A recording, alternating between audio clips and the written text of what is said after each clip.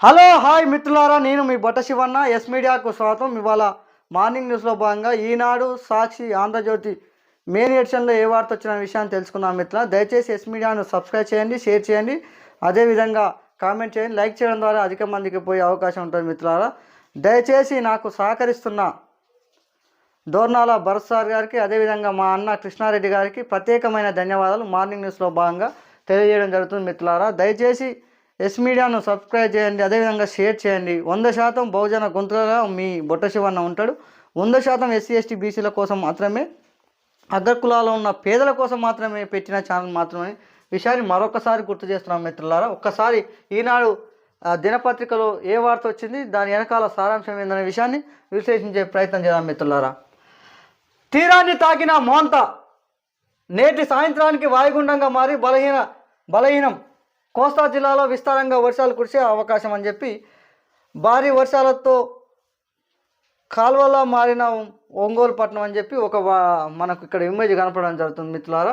ఏదైతే తుఫాన్ ఉందో ఆ తుఫాను మోంతా తుఫాన్ అనేది వాయుగుండంగా మారే అవకాశం ఉందంటే ఈరోజు సాయంత్రానికి కోస్తా జిల్లాలో ఎక్కువ విస్తారంగా వర్షాలు కురిసే అవకాశం ఉందని చెప్పి మనకు ఒక వార్త రావడం జరిగింది మిత్రులారా. అసలుకి ఈ మోంతా తుఫాను దీని ప్రభావం ఎట్లుంటుంది అనే విషయాన్ని లోతుగా తెలుసుకునే ప్రయత్నం చేద్దాం. అదేవిధంగా తెలంగాణ మీద ఎట్లుందనే విషయాన్ని కూడా తెలుసుకునే ప్రయత్నం చేద్దాం మిత్రులారా. ఏపీని వణికిస్తున్న మోంతా తుఫాన్ ఎట్టకేలకు మంగళవారం రాత్రి డాక్టర్ బిఆర్ అంబేద్కర్ కోనసీమ జిల్లా అంతర్వేది సమీపంలో తీరాన్ని తాకింది.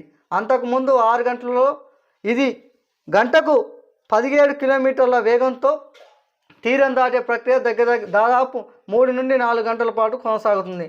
మోంతా దాదాపు 18 గంటల పాటు తీవ్ర తుఫాన్గా కొనసాగింది.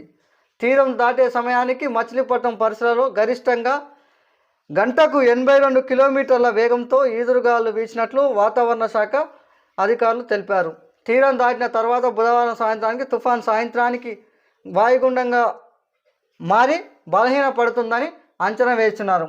మచిలీపట్నం, విశాఖపట్నం వెదర్ రాడర్ల ఆటోమేటిక్ వెదర్ స్టేషన్ల ద్వారా అధికారులు పరిస్థితిని ఎప్పటికప్పుడు పర్యవేక్షిస్తున్నారు. తీర ప్రాంతంలో అలలు ఉవ్వెత్తున ఎగసపడుతున్నాయని, ఏదైతే మోంతా తుఫాను ఉందో మోంతా తుఫాను అంబేద్కర్ కోనసీమ జిల్లా అయినటువంటి ఏదైతే ఉందో అంబేద్కర్ కోనసీమ జిల్లా సంబంధించిన అంతర్వేది సమీపంలో అంట తీరాన్ని తాకిందంట.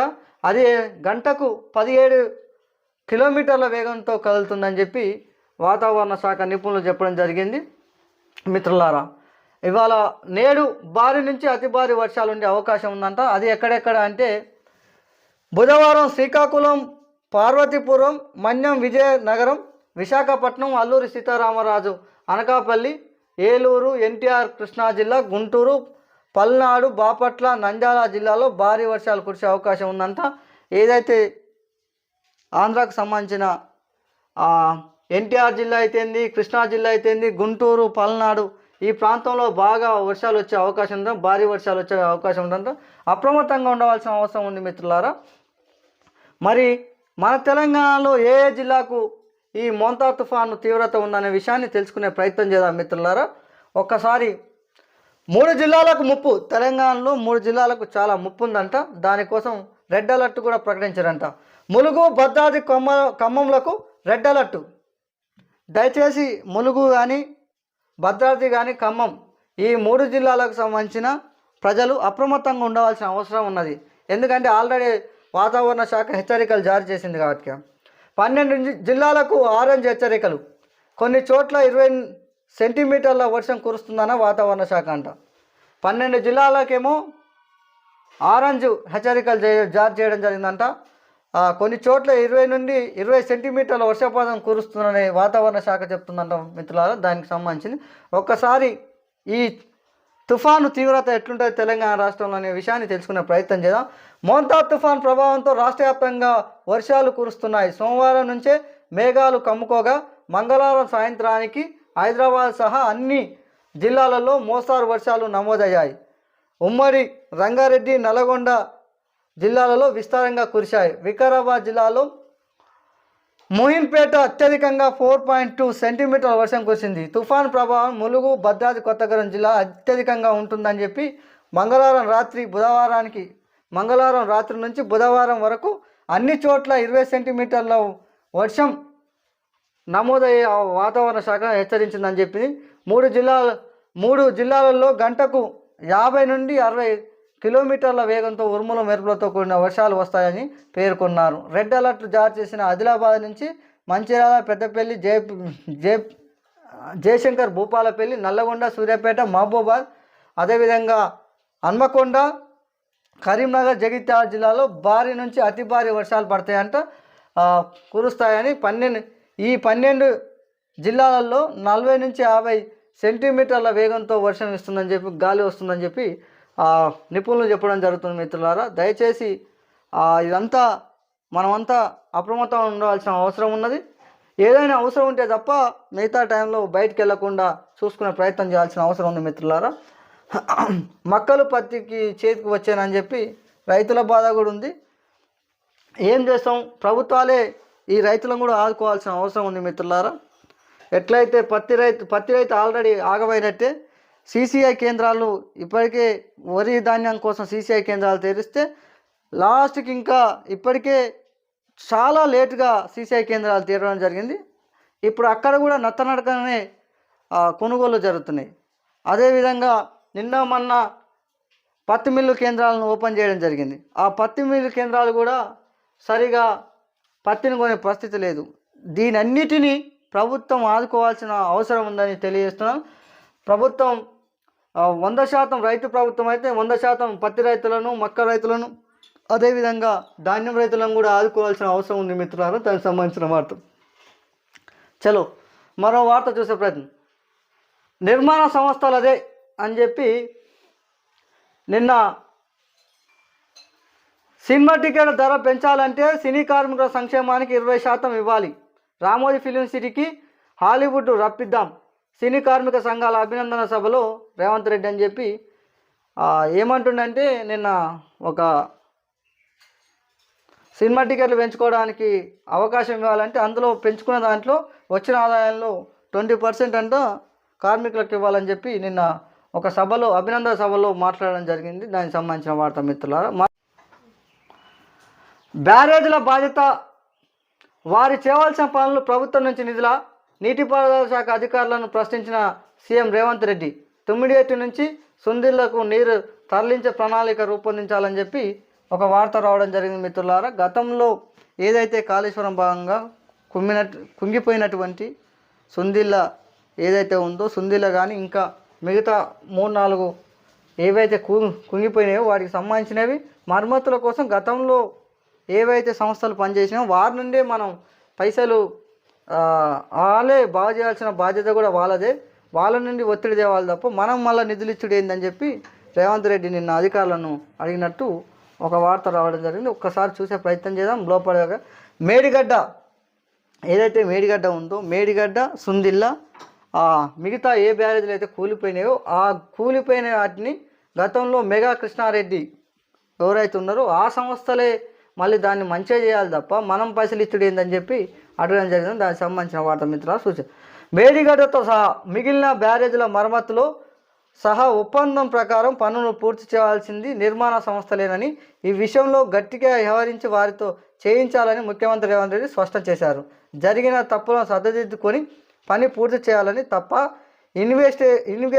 ఇన్వెస్టిగేషన్, ఇతర పనులు మాత్రమే నిధులు ఇవ్వాలని అడగడం సరికాదని, ఈ విషయంలో స్పష్టతతో ముందుకెళ్లాలని నీటిపారుదల శాఖ అధికారులకు ఆదేశించారు. 9 నుండి నీటి మళ్లించే పనులు, మేడిగడ్డ, అన్నారం, సుందిళ్ళ బ్యారేజ్ల మరమ్మతులు, రాష్ట్రంలో డ్యాంల భద్రతపై కేంద్ర జలశక్తి శాఖకు రాసిన లేఖ తదితర అంశాలపై మంగళవారం సమీక్షించారంటే ఆ సమీక్షలో భాగంగా ఈ మాటలు అన్నాడు. 100% చేయాలి. నిండా 10 ఏళ్ళు కాకముందుకే ఎట్లా కూలిపోతాయి? 100% రేవంత్ రెడ్డి మాటకు మనం ఏకీభవించాల్సిన అవసరం ఉంది. ఎందుకంటే ఇది జనం సొమ్ము. దొంగలు తిన్నట్టు, దొంగలు మేసినట్టు చేసి పంది కుక్కలు తిన్నట్టు తిని ఇవాళ ఎవడు బాధ్యుడు? కుంగిపోయిన వాటికి 100% ఎవరైతే మెగా కృష్ణారెడ్డి ఉన్నాడో మెగా కృష్ణారెడ్డి సంస్థ 100% దాన్ని మరమ్మతు చేయాల్సిన అవసరం ఉంది. అంటే చేతులు దులుపుకొని పోగానే నాణ్యత లేని పనులు చేసి ఇటువంటి దొంగన ఇక అనడానికి కోపం వస్తుంది. ఎందుకంటే తెలంగాణ రాష్ట్రం తెచ్చుకుంది. తెలంగాణ రాష్ట్రాన్ని ఊకనే రాలేదు. తెలంగాణ రాష్ట్రంలో 1200 మంది విద్యార్థుల బలిదానం ఉన్నది. 1000 మంది జైల్లో పోయిన త్యాగాలు ఉన్నాయి. ఉట్టికొచ్చిన తెలంగాణ కోసం 1000 మందిని చనిపోయారు. ఇప్పుడు కాదు, 1969 నుంచి ఉద్యమం మొదలైతే దగ్గర 2014 దాకా తెలంగాణ రాష్ట్రం రాలేదు. నీళ్లు నిధులు నియామకాల కోసం తెచ్చుకున్నాం. నీలాగా దొంగలాగా బుక్క తినమని తెచ్చుకోలేదు తెలంగాణని. దయచేసి దాన్ని కూడా అర్థం చేసుకోవాల్సిన అవసరం. వీళ్ళని 100% వంచవలసిన అవసరం ఉంది. వీళ్ళ నుండి ముక్కు విండి వసూలు చేయాల్సిన అవసరం ఉంది మిత్రులారా. దయచేసి దాన్ని కూడా అర్థం చేసుకోవాల్సిన అవసరం ఉంది. చలో మరో వార్త చూసే ప్రజలు. హైదరాబాద్ అభివృద్ధి భాజపాతోనే అంట. ఏడయ్యా ఏం అభివృద్ధి?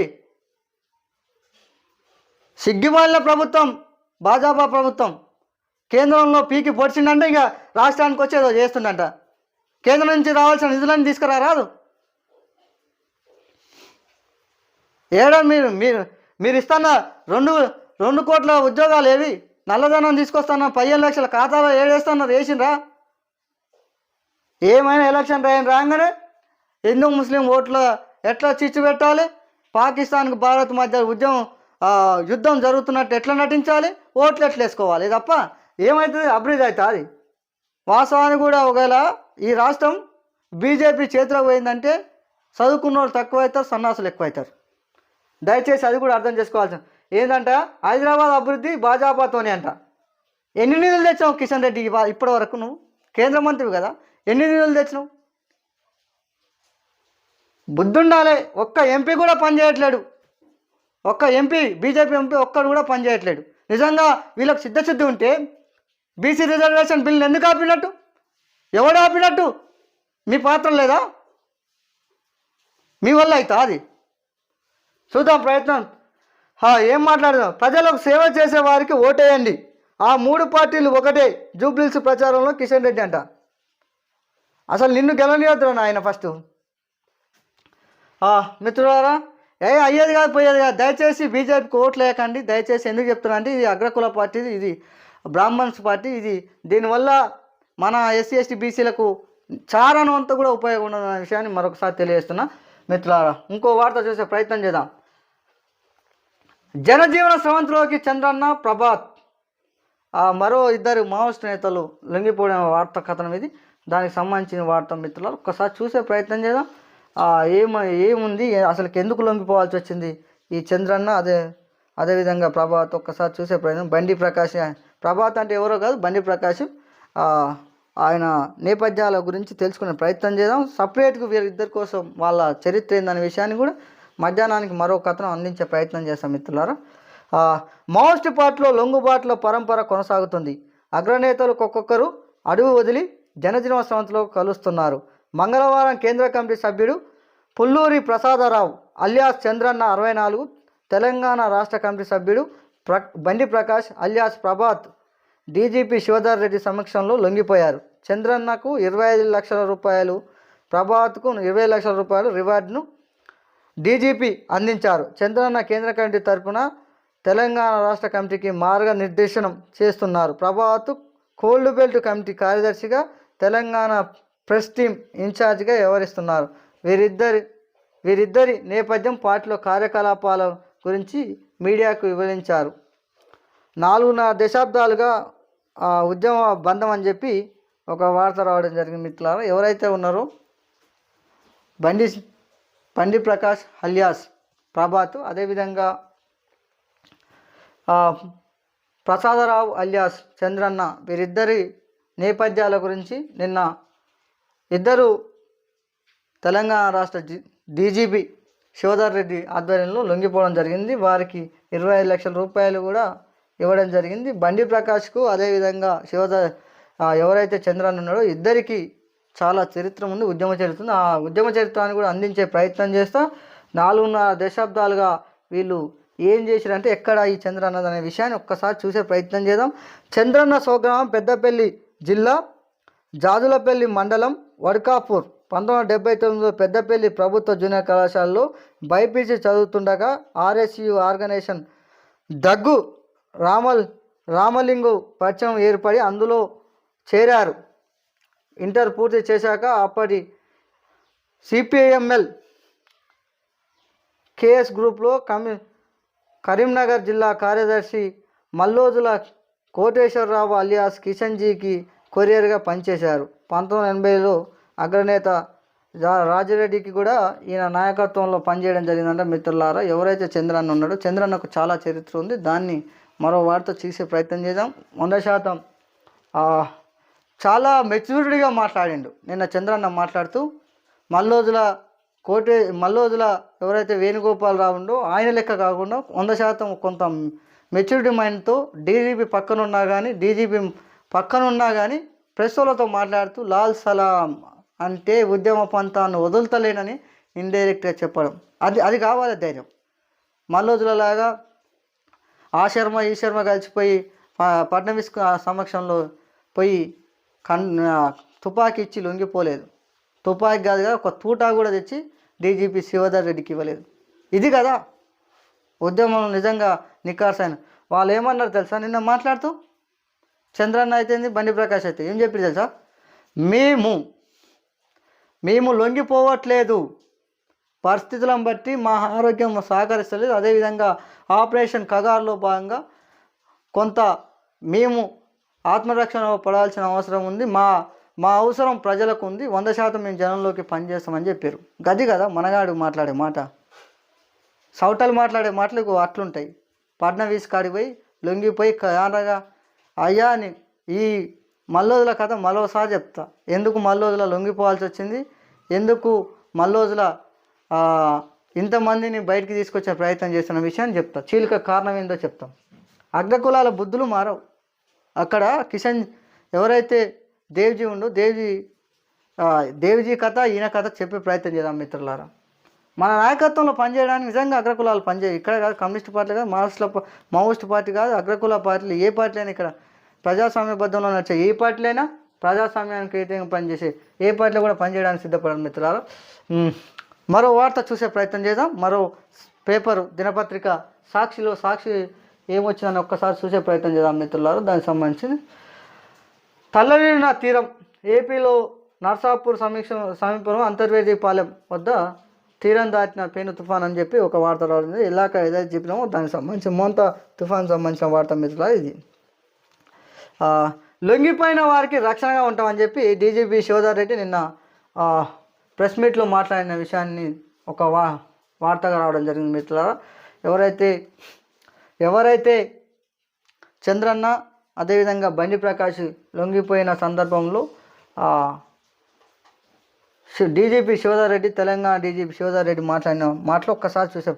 లొంగిపోయిన వారికి రక్షణ, మావోయిస్టులు ఇష్టంతో బయటకు వస్తున్నారు. డీజీపీ శివధర్ రెడ్డి డీజీపీ సమక్షంలో లొంగిపోయిన మావోయిస్టు పార్టీ కేంద్ర కమిటీ సభ్యుడు చంద్రన్న, రాష్ట్ర కమిటీ సభ్యుడు బండి ప్రకాష్. పోలీసుల ఎదుట లొంగిపోయిన మావోయిస్టులకు కాపాడుకుంటామని డీజీపీ శివధర్ రెడ్డి హామీ ఇచ్చారు. లొంగిపోయిన వారిని ఎలా కాపాడుకోవాలో తమకు తెలుసని పేర్కొన్నారు. మావోయిస్టులు ఎవరికి వారు ఇష్టంతోనే బయటకు వస్తున్నారని, ఇలాంటి వారి మీద యాక్షన్ తీసుకోవడం లేదని, కరెక్టే కాదని చెప్పారు. సిద్ధాంతం పరంగా వారు ఎంత పడిపోయారో దీన్ని బట్టి తెలుస్తుందని విలేకరులు అడిగిన ప్రశ్నలకు సమానంగా డీజీపీ గారు చెప్పడం జరిగింది. 45 ఏళ్ళ అజ్ఞాతం వీడినట్టు కేంద్ర కమిటీ సభ్యుడు పుల్లూరి ప్రసాదరావు అలియాస్ చంద్రన్న, రాష్ట్ర కమిటీ సభ్యుడు బండి ప్రకాష్ అలియాస్ ప్రభావత్ జనజీవనోత్సవంలోకి వీళ్ళిద్దరు వచ్చినట్టు ఒక వార్త రావడం జరిగింది. వాస్తవానికి కూడా పరిస్థితులను బట్టి నక్సల్స్ కూడా బయటకు వచ్చే ప్రయత్నం చేస్తారు. అది 100%. అదేవిధంగా ఈ రక్షణ కల్పిస్తామని ఎందుకు అంటారంటే గతంలో హెచ్చరించారు మల్లోజులు, అదేవిధంగా ఆచన్న ఎవరైతే వీళ్ళిద్దరూ బయటకు వచ్చే సమయంలో పార్టీని విభేదించి అదేవిధంగా పార్టీ మీద బురద చల్లే ప్రయత్నం చేశారు.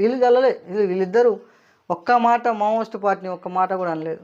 గిట్లా ఉండాలి ఉద్యమం. గల నీకు శాత కాకపోతే నీకు శాత కాకపోతే నాతో అయితే లేదు, నేను వెళ్ళి వస్తున్నాను చెప్పుకోవాలి తప్ప అది పనికి మాలిన ఆరోపణలు చేసి ఆ ఉద్యమాన్ని అణచివేసే ప్రయత్నంలో వాళ్ళకు సహకరించవలసిన అవసరం లేదనే విషయాన్ని తెలియజేస్తున్నాం మిత్రులారా.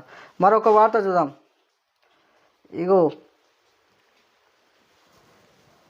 తేమ తంటాలు, పత్తి రైతుల బాధలు ఒక్కసారి చూసే ప్రయత్నం చేద్దాం. పత్తి రైతులు బాధలు ఎట్లా బాధలు పడుతున్నారు.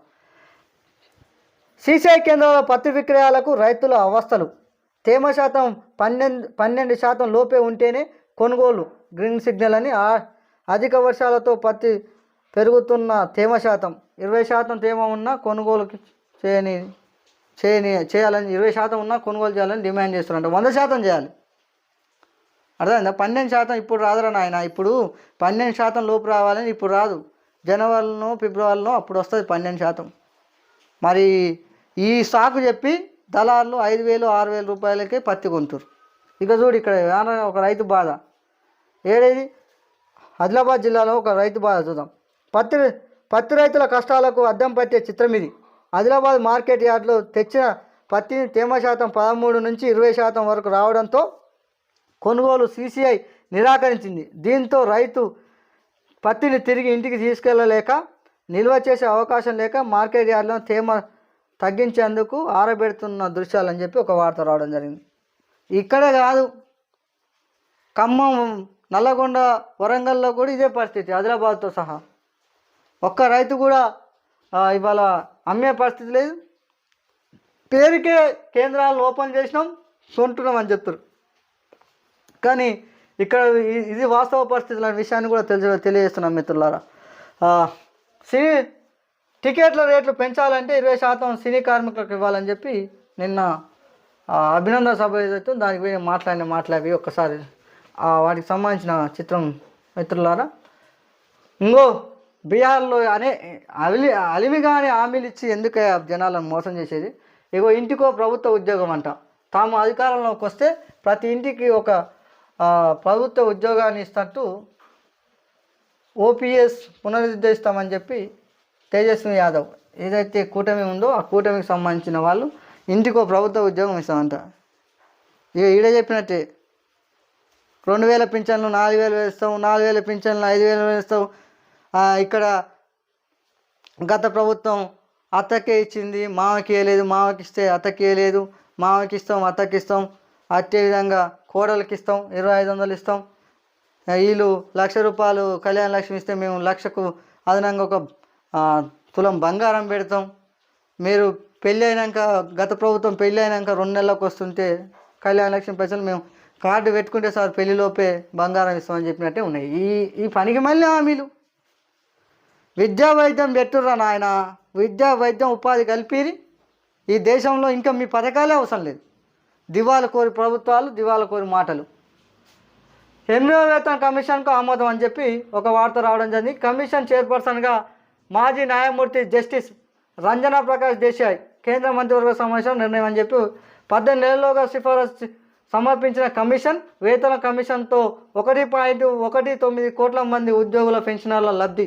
2025-26 రబీ సీజన్లో ఎరువులపై 37,952 కోట్లు సబ్సిడీ అని చెప్పి ఒక వార్త రావడం జరిగింది మిత్రులారా.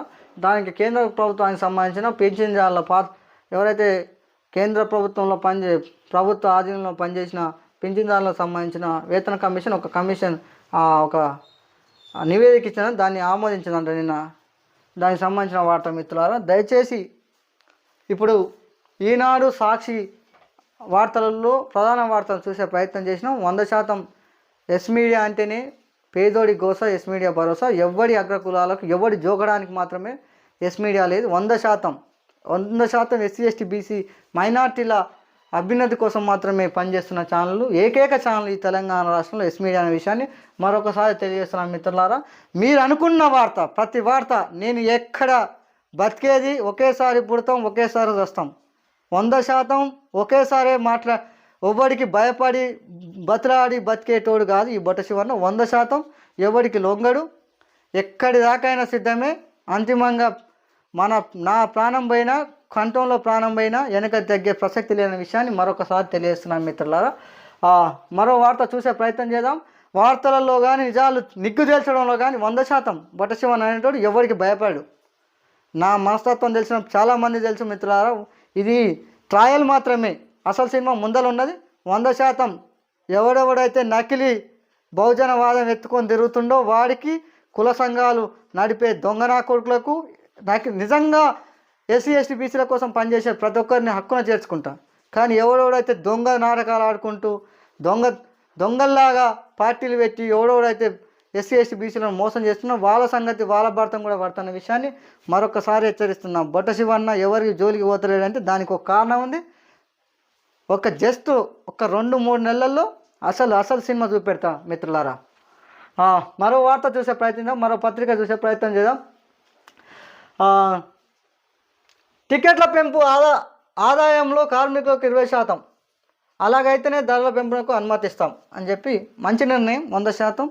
కానీ సినిమా వాళ్ళు నీ పేర్లు మర్చిపోతే కూడా వాళ్ళ మీద కక్ష సాధించే చర్య అయితే చేయకయ్యా రేవంత్ రెడ్డి గారు. అర్థమైందా?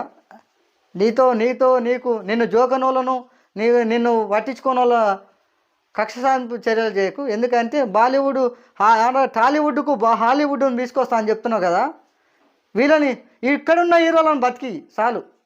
నువ్వు అవి తీసుకొస్తావో తీసుకురావో మాకు ఎరికే. కానీ నీ మాటలన్నీ ఆల్రెడీ 2 సంవత్సరాలుగా ఇంటనే ఉన్నాం. సినీ పరిశ్రమను ఆగం చేసే పని చేయక ఇక నీ కథ అంతా ఎరికే. చూసే ప్రయత్నం చేద్దాం. టికెట్ల పెంపు ఆదాయంతో కార్మికులు 20% ఇవ్వాలంట. అలాగైతేనే ధరల పెంపునకు అనుమతిస్తాం. సినీ కార్మికుల వెల్ఫేర్ ఫండ్కు 10 కోట్లు ఇస్తాం. వారి పిల్లలకు కృష్ణానగర్లో కార్పొరేట్ స్థాయి స్కూళ్ళు, జబ్బుపడ్డ ప్రతి వారికి ఆరోగ్యశ్రీ, తద్వారా ఉచిత వైద్య సౌకర్యం. భారత్ ఫ్యూచర్ సిటీలో ఫైటర్స్ ట్రైనింగ్ కోసం స్థలం. నవంబర్ ఆఖరిలో సినీ కార్మికుల సమస్యలపై చర్చిస్తాం. ఏమో చేయబోతున్నామో డిసెంబర్ 9న ఆదేశాలు ఇస్తాం. అందరం అండగా ఉండి హాలీవుడ్ను హైదరాబాద్కు తెస్తాం. సినీ కార్మిక సంఘాల అభినందన సభలో రేవంత్ రెడ్డి అని చెప్పి ఒక వార్త రావడం జరిగింది మిత్రులారా. సినిమా వాళ్ళకంట డిసెంబర్ 9 అంటే ఏదో అంతా డిసెంబర్ 9 అంటున్నావు. మరి డిసెంబర్ 9న అటు ఓ యోగికు అదే చెప్పొచ్చినావు. ఇక్కడ నిన్న మొన్న ప్రభుత్వ ఉద్యోగులకు అందరికీ డిసెంబర్ 9. మరి ఆ డిసెంబర్ 9న మరి నువ్వేం పెడతావో ఏమి ఇస్తావు కానీ ఓ శ్రీ రేపురా అన్నట్టే ఉంది. అప్పటిదాకా మరి పాలన ఉట్టే గాడి పెట్టకుండా ఉట్టేవండుడేనా? ఇక ఆలోచన చేయాల్సిన అవసరం ఉంది. ఇంకేం లేదు. డిసెంబర్ 9 అయితే 3 ఏళ్ళు 2 ఏళ్ళు ఖతం అవుతాయి, 2 ఏళ్ళు ఖతం అవుతాయి. ఇంకా నువ్వు ఉండేది ఇంకా 25 నెలలే. 25 నెలల తర్వాత నువ్వు రావు, నీ పాలకవర్గం రాదు. కానీ మరి ఈయనకు ప్రజా సంక్షేమం కన్నా ఒక ముఖ్యమంత్రి లాగా లేడు. ఎంతసేపటికి ఎలక్షన్లు, ఓట్లు, జనాలను ఎట్లా మభ్యపెట్టాల క్రమంలో ఉన్నాడు తప్ప ఏం లేదు. కానీ ఒకసారి చూసే ప్రయత్నం చేద్దాం. సీఎం రేవంత్కు విధిశేఖర భారతస్వామి ఆశీస్సులు అంట. వేములవాడ ఆలయ అభివృద్ధి వివరాలు. ఆయనేమో ఒక పంతులు కాడికి పోతే ఈయన ఇంకో పంతులు కాడికి పోయింది. అయ్యో, ఇద్దరు ఒకటే.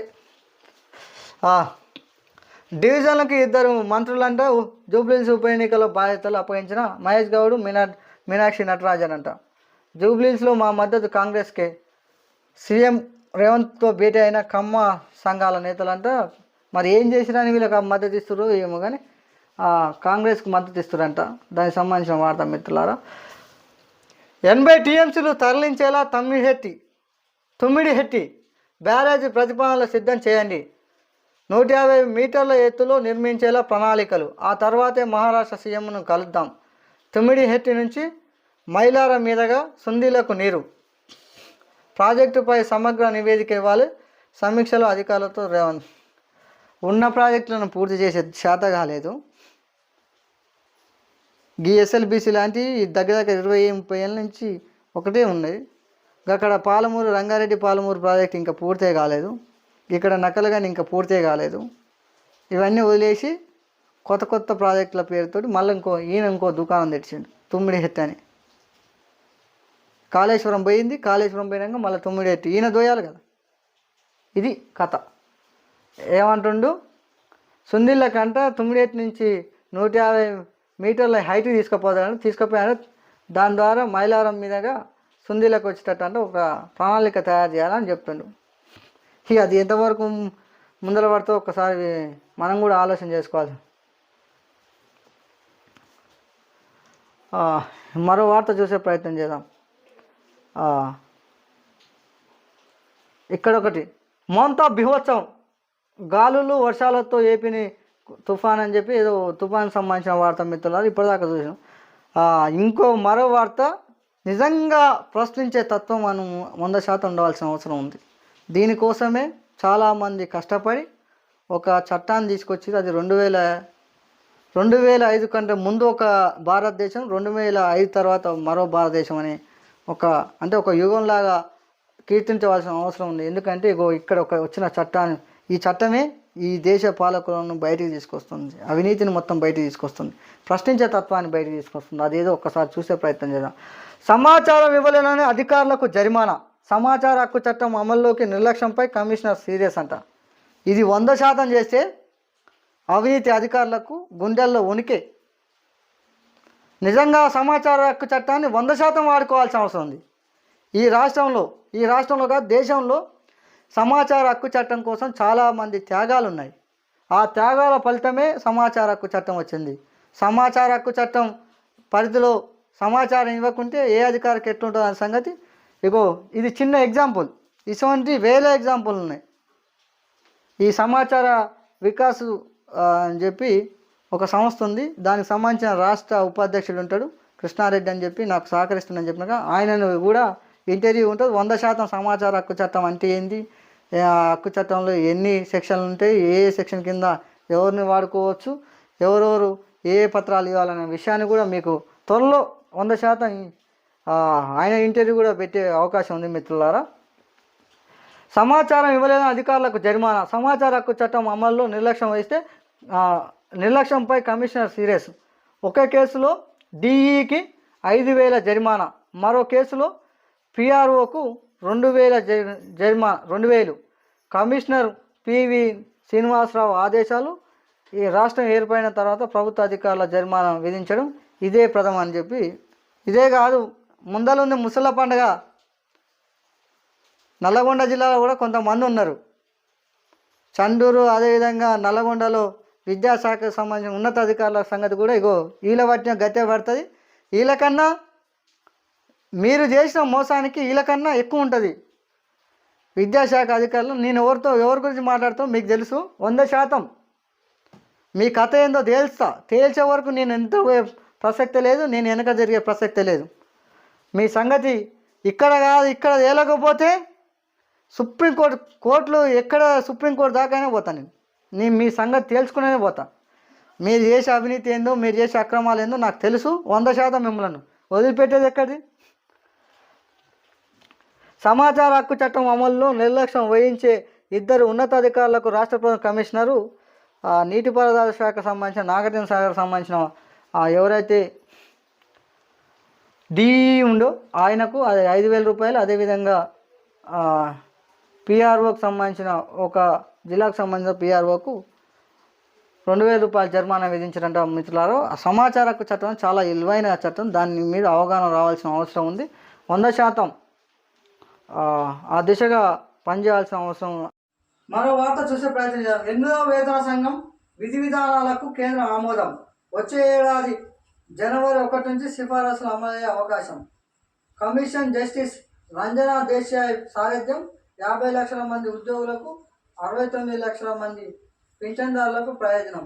యూరియా ఇతర ఎరువులపై సబ్సిడీ పెంపు.